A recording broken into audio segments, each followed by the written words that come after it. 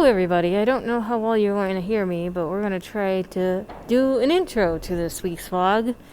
As you can see, I'm out and about. I'm actually on my way home from working at the corporate library. Oh yeah, I'm a little out of breath. This actually doesn't breathe all that well.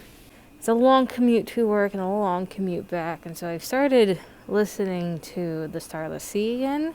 Still a little bit on the dry side. I hope it picks up now that we're getting close to the quarter-way mark, but I don't know. And I think I finally realized why I was in such a grumpy mood yesterday. I didn't really vlog yesterday, as I kind of hinted. I didn't really vlog yesterday, as I sort of hinted in last week's outro that I just wasn't in a really great headspace. And honestly, I think it's because I don't see us coming out of this quarantine or lockdown for at least a while. And I find it very upsetting. Sunday was Easter. I live in a house that's been chopped up into 4 apartments. I live on the first floor. There's one above me, one to the right, and one to the left. The person to the left of me decided to have an Easter party. There was at least 10 to 15 cars. I want to say it was probably closer to the 10 than to the 15. But that's a lot of cars to have in front of my house, especially when we're supposed to be socially distancing. So I was very upset. And this morning, I'm on the train ready to board, get off the train. And Bostonians have this habit of lining up before we get to our stop. I try to give myself 6 feet in front of the person in front of me. And the person behind me wanted to be right up against me. Eventually I turned around and was like, that's not 6 feet. And she got real mad at me. She's like, you can tell from her face, why the heck are you scolding me? I'm scolding you because you're supposed to be following the 6 feet. And she's not wearing a face mask. And I know, this isn't really meant to protect me. This is meant to protect other people. But since she's not wearing a mask, she's not protecting me from her, you know? It was just, I'm starting to get real frustrated about the whole thing. But this was just a quick hello, start a new week, and hopefully I'll be better vlogging this week than I have been the last 2 weeks. Alrighty, so it has been, again, a while since I've checked in. I checked in on Tuesday, and then to now, it's Saturday night, so I just haven't been the greatest at vlogging. My mental health has been better. I just still haven't had the desire to vlog and participate in bookish social media. Since I've checked in, I have continued reading The Starless Sea, or at least listening to it. I'm at roughly about the 200 page mark, which is just shy of halfway, and our main character, Zachary, still has no idea what's going on. At this point, he's had another run-in with who are the supposed bad guys. So we see that there's 2 groups. The magical library, I guess I'm going to call it, that gets introduced in Sweet Sorrows in the book that Zachary finds. It seems that this magical library is truly a thing, and both sides have different, how do I want to word this? They have different expectations of what it means to protect it. When Zachary actually lost Dorian to go to the magical library, Dorian got kidnapped, or he had gotten captured by the supposed bad guys, and where I am now, it seems that they've done or at least attempting to do a rescue mission for him. Another book got introduced. Now it's not just Sweet Sorrows, but it's Fortunes and Fables, and that's the book that Dorian wanted. So now the chapters flip between Zachary's point of view and stories from Fortunes and Fables. Where I've left off, there's book 3 called, what is it called? The Ballad of Simon and Eleanor. So I can only assume that this book is going to have some sort of connection to the magical library again, and have some sort of connection to Zachary. I've liked listening to these little mini stories that are happening between the books within the story. But I would like to know the drama that's happening. So I want to know the motive of both sides of the group. So we know the supposed villain side, they want to keep people from having access to the library. They're taking doors down, and they're hiding people knowing about it at all. But I have no idea what the motives are of the other group, and I kind of wish we'd focus on that at some point. So far, not really impressed with this book. The world itself is very nice. It's very detailed, but it's almost too detailed at this point. I haven't continued with House of Blood or whatever. I still want to call it Crescent City.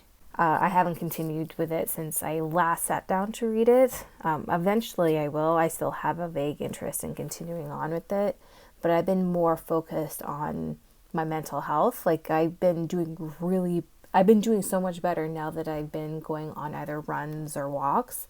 On Wednesday, I actually did a run first thing in the morning, and I was the most productive I've ever been that day. I did a face mask, I did some editing, and I completely cleaned my bathroom. So at this point, my bedroom is completely cleaned, my living room is completely cleaned, and now the bathroom is completely cleaned. And so now all I have to do is organize and clean the kitchen. So I've been super productive in other things, but not necessarily bookish stuff. And of course, I've been either working from home and watching webinars and getting other projects together for work, or actually going into work. The corporate library has been pretty quiet. A lot of events have been getting canceled because of coronavirus. And I totally forgot about this project.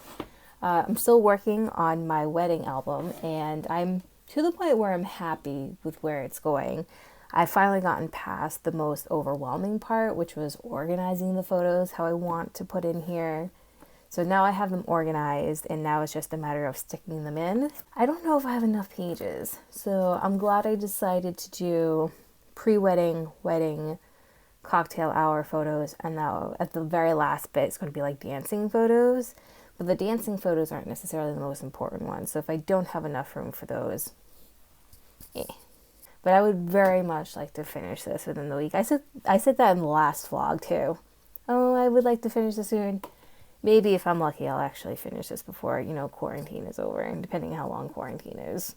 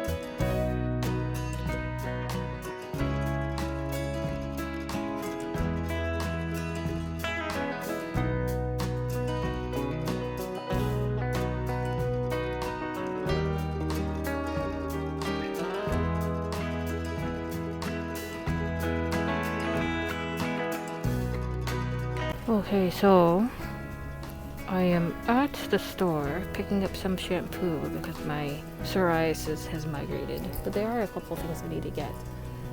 Toilet paper being the main thing. So we got this baby powder.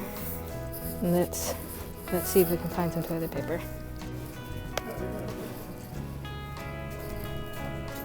Nope. No bueno. No toilet paper. Good morning, everybody. It is very early on a Thursday. I'm on my way to work right now. It's about 6:15, and it looks like my train is running at least 15 minutes behind. Oh, I got excited. I had hoped that the sign was incorrect, but it's not. I don't know what that means about catching my bus later on, but we'll find out on how late I'm getting to work today. So it's the 30th. this readathon is about over at this point, and I've never finished The Starless Sea and House of Blood and Sorrow. I still want to call that book Crescent City. I didn't finish either of those books. I'm about halfway. I'm not officially DNFing them. I'll eventually finish them. But 3 nights ago, I basically went, F this. I know I'm not finishing these books in time for the end of this readathon. So let's scrap my TBR altogether and start reading other things. So I went online and started Google searching graphic novels with hearts on the cover. And pretty much the same thing for all of the other ones that I need to complete. So using this process, I was able to find graphic novels that fulfilled each of these prompts that I need to complete. So for Ancient Runes, I decided to read Sacred Heart by Liz Suburbia. It's a graphic novel, like I said. They're all graphic novels. There's one that I think I want to read a poetry book for. Sacred Heart is actually about this community of just kids living on their own, and you don't actually think about what happened to the parents until at the end of the book. It kind of has this open-ended sort of thing where it makes you think, oh, this is what has happened to the parents. I wasn't a fan of that, and I also felt like the story itself wasn't really fleshed out. Like, the story follows our main character, Ben, who is trying to live her life the best she can in this community. And she falls for her best friend, and it's obviously a coming of age tale. And we see bits and pieces of the other kids around her. But like I said, I didn't think it was necessarily fleshed out, and the art style was fun, so I rated this 2 out of 5 stars on Goodreads. But now we've officially completed 1 prompt. The next one was Transfiguration. I really wanted to complete this one because McGonagall is my favorite professor, even though it's not one of the subjects that I need to complete in order to participate in Newts later on. And Transfiguration was read a book that has shape-shifting featured in the story. Of course, that meant I picked up a Steven Universe graphic novel.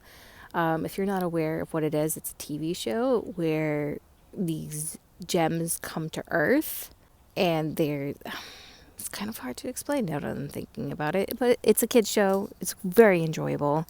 And Steven Universe is our main character. His mom was a crystal gem who fell in love with his human dad. They had him, but in the act of having him, it meant that she died, I guess is how you want to say it. And so the story really follows Steven training to be a crystal gem warrior with the rest of her friends that are there. Pearl, we have Amethyst, and we have Garnet. Overall, the show is very fun, very sweet, and there's a lot of adventure. It's a great show. And the graphic novels kind of follows the storyline of all these different characters. The first one I picked up, and of course I'm spacing on the title, it was just a one-off with Lapis Lazuli and is it Peridot? I never know how to pronounce it. And you'd think I would because that is actually my birthstone. But, And it follows them with Steven rescuing this baby bird, and they eventually set it free at the end of the story. It was kind of and honestly no one really transfigured or shapeshift at all, and the gems actually have that ability to do that, and they didn't show it in this one, and I guess I still technically could use it because it does eventually show up in this series, but I was like, it doesn't really count. And so I picked up a different one that follows Steven, his dad, Pearl, Amethyst, Garnet, and it was actually a series of 4 issues in this one. And of course, Amethyst is very slap happy when it comes to shape-shifting, and it showed that a lot in this one. Oh, it's finally starting to rain. Alright, so now we have Transfiguration covered.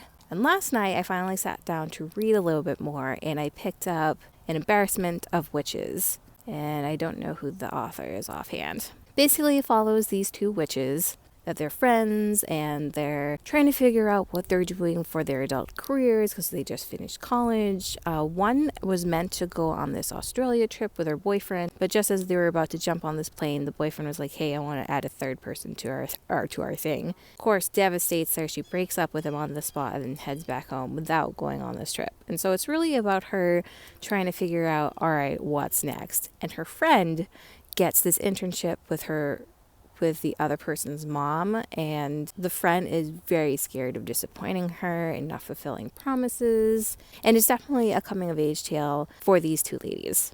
And they also have issues within their own relationship, so it's about them working on those issues as well. I really enjoyed the overall story, and I thought the art style was very fun. I actually rated this a full 5 out of 5 stars on Goodreads. Oh, I didn't say for the 2 Steven Universe graphic novels, but the first one I rated 3 stars, the second one I rated 4 stars. But I'm not using the first one to account for anything, so at this point I've completed 3 prompts. Thank goodness. This is kind of reminiscent of what I did when I was actually in school. I kind of like hemmed and hawed until like within days of the due date. It was like, well, we got to get down to it. So Embarrassment of Witches counted for History of Magic because I needed to read something that featured witches. So we have History of Magic, Transfiguration, and Ancient Runes. So for Arithmancy, I'm supposed to read something that's out of my usual comfort zone in regards to reading my favorite genre. And so I have actually this book of poetry. I'm not the biggest fan of poetry. I found that I either love it or hate it. I was going to read Monstrous, which is a horror graphic novel, and I'm not the biggest fan of horror either. Horror is great, and I'm in the mood for it during like October and the fall months. But around this time, I'm not really into it. But I'm reading a lot of graphic novels now, so I figured it'd be best to try to fit something else into it. Ooh, it's starting to really rain heavy. So I have a book of poetry. Love That Dog by Sharon Creech. This was actually a gift from a coworker, Lee. She's actually one of my favorite people. I love her so much. Haven't seen her in a while. That makes me sad. I don't know anything about it other than this seems like a very cute book of poetry. And that's going to count for Arithmancy. The only thing I have to read now is Defense Against the Darkhearts, which is Grindylows Read Something That's Set at the Sea or on the Coast. And for that, I have a graphic novel called Set to Sea. And of course, I didn't write the author's name here. Everything was available through Hoopla, thank goodness. And so everything I was able to download it and I didn't have to wait for it. And I was able to get it for free. So for the other 2 books, for the Erin Morgenstern book and for the Sarah J. Maas book, I think at best I'm going to rate them like 2 to 3 stars. I'm going to, of course, wait till the end before I make that decision, but I'm kind of meh on those books, but I am going to see them through to the end. But that's pretty much it, so I'm going to let you guys go. It's starting to rain pretty heavily, and I want to get under the awning. But I'll check back in with you guys to see how I do. Well, I missed my bus by seconds. I really love it when it takes me 4 hours to get to work instead of my usual 3. One eternity later. Hello. So the readathon is very much over and done with at this point, and I'm editing this vlog, and then I realized I actually don't have an outro for this. And I could have sworn I filmed it, but if being completely honest, quarantine has things all sort of mixed up for me. So later on that day, after getting to work late, thankfully I was only 30 minutes late with how like the traffic was for the bus and everything, so it wasn't terrible. And after like putting in my hours, I came home. I realized when I came home that was the last day, and I really wanted to finish all these prompts, so I got into my PJs, got into bed, and started reading this guy, Love That Dog by Sharon Creech, which I've already mentioned already. This was really cute. You know how I said I either love it or hate it? This was a love. This was so cute. Well, I kind of realized that the lighting isn't the greatest, so let's try to put some light on. Here we go. So Jack's our main character, and he says right away, I don't like poetry. Poetry's for girls. And the whole book is actually written in a poem format, very much like this. And you just see the development for this character. He says he doesn't like poetry, and then he writes some, gets some validation from his teacher, from his classmates, and he slowly learns to love poetry.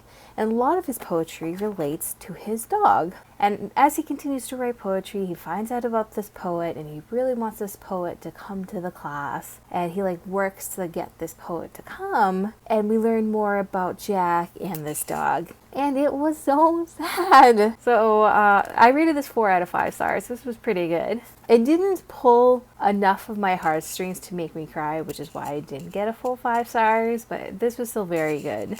There's a sequel, and I very much want to read the sequel. So my coworker, thank you so much for giving this to me. I love this. Alrighty, so let's move on to the last thing I read. I didn't film me reading that because I ended up reading it through the app on my phone. Because like I said, I was very tired at this point. I was up at 4:30 to get ready for work, and then of course at this point it's like 7:30 at night, and I was ready to go to bed. But we were gonna finish this. So where did my little thing go? All right. So Love That Dog was for arithmancy, and so the only thing I had left was Defense Against the Darkhearts, which I read set to C4. Our main character is a poet. He's a struggling poet, and he gets commandeered to join like the shipping crew. Like he is kidnapped and then forced to join, and it's him like finding his purpose as a sailor. It definitely gave this overall message that trials and tribulations really help you as a person, and I very much like the art style of it. I also rated this 4 out of 5 stars on Goodreads. This graphic novel was actually really interesting. It didn't have a whole lot of dialogue, but it worked for this graphic novel. Like the artist was really able to convey like how you were supposed to feel for this character. And at this point, after reading that, I turned off my phone and turned over and went right to bed. So it wasn't a very exciting last day to this readathon. And I noticed, like, as I was editing this video, that I did have a couple of clips where I was outside without a mask. Please do not worry. If I wasn't wearing a mask, it was because there was no one else on that train, or there was no one else around me. For my very first train of the day, literally for like 20 to 30 minutes, I'm all by myself on this train, and so I take that moment to eat my breakfast and then like get settled, and then I put on my mask. And really, I'm only saying this because I have parents that watch this video and they're going to give me a hell for not wearing my mask, and I promise I'm being safe. So don't worry about it, Ma. And what else have I really been doing? I haven't really said why I haven't really been vlogging. If I'm being completely honest, it's because I fell into an Animal Crossing and TikTok hole, which is a really nice segue for me to plug my TikTok. I finally joined TikTok after mentioning it in the last vlog, which I'm pretty sure I did in the last vlog. If you're looking for some silliness, definitely follow me there. Haven't really posted any bookish content there, and I don't think I will, because honestly it's been a really nice break getting creative without having to force some sort of like bookish lens on it. So if you're into just general silliness, I'll see y'all there. So that's it. I was able to complete everything super last minute. I plugged my newest platform. Again, TikTok, and I am at Boston_book_Biddy. Pretty much the same handle here. Please let me know down in the comments below if you've read any of these books, and feel free to talk about your thoughts. Or if you got TikTok, let me know. I'm spending the majority of my time at home now. Give me some content to consume. As always, I hope you guys enjoyed this video, and I guess it's ta-ta for now. Bye, guys. Oh, before I say officially goodbye, I ended up not finishing my wedding album. I'm so close. I'm so close to finishing it, but it's not done. Just so y'all have some closure on that. Alrighty, for real. Bye!